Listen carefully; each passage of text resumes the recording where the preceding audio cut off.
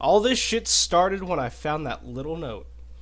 On a square piece of paper I found at the bottom of a box I was moving out of my basement, it read, "Hello, please, respond." I had no idea how long the paper had been there. Those boxes sat in my basement since I moved in. I ignored it until next morning, when I opened up my coffee maker to throw out the grounds, and inside was a sopping wet piece of paper that read, "Please, respond, please help." I figured it must have been put in my coffee maker by whoever was pulling this pointless prank, because it wasn't there when I put my coffee grounds in.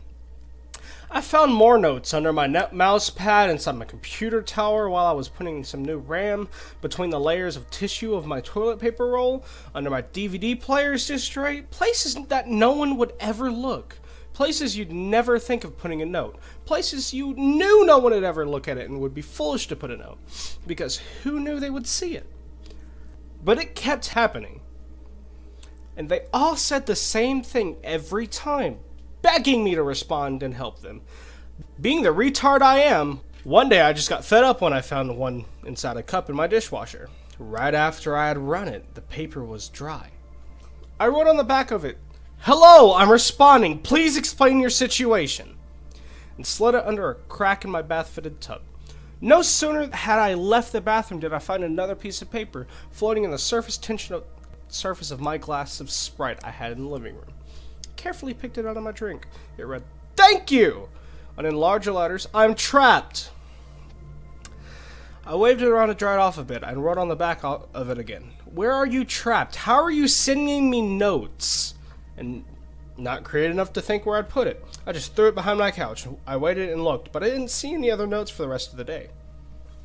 The next day I checked my mail. Inside of some spam letter was a note, "In the second dimension below you." I wasted no time in responding, "Whoever you are, this prank is retarded, give it a rest," and threw it outside. The wind blew it away. The next note I got was still obnoxious capital letters, though it was much longer than before, and the last sentence seemed to have been squeezed into the remaining space. I think it was a passage from some encyclopedia or textbook. "The first dimension is a defined point in space. The second dimension," this was underlined, "is anything that exists with height and width, while the third adds on length. The fourth includes time, and the fifth is the past. Time that has already occurred and solidified in time, and is solidified in time and space. Everything beyond that was too squished in to read." I rolled my eyes and responded again, "How can you read this if you're in the second dimension? How can you even exist?" I slipped this note into the space in my toaster between the element and metal casting.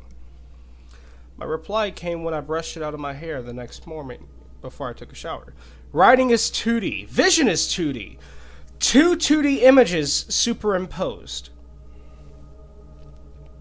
That didn't really get to the point of how I was supposed to rescue this person, which I defined in my next note that I flushed down my toilet. "Make me 3D" was all that was on the next slip of paper I found inside of a chocolate bar I unwrapped later on.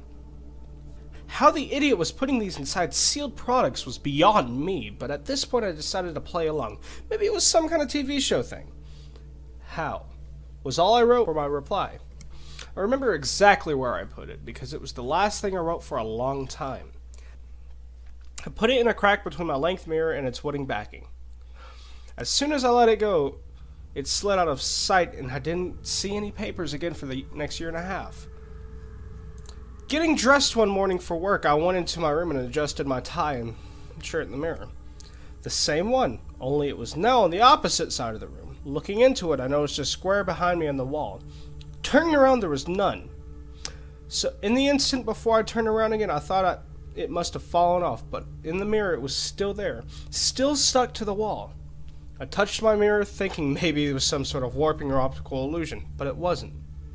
I lifted my heavy mirror up from the ground and slowly walked backwards with it, nearing myself to the opposite wall on which the paper had been stuck. The closer I got, the clearer the message on it became, until I stopped. Sandwiched between the heavy mirror and the wall, looking at the paper immediately over my shoulder. "Make you 2D, it said. I moved the fuck out of that house as soon as I could. After bunking at my girlfriend's for a while, I got the fuck rid of the mirror, the toaster, everything. My heart still skips a beat when I see any perfectly square piece of paper sitting on the floor all alone. I still live in fear of someday I'll open a book or look in the inner lining of a jacket and a piece of paper will flop out. I check all my things now, constantly. I also don't drink coffee anymore.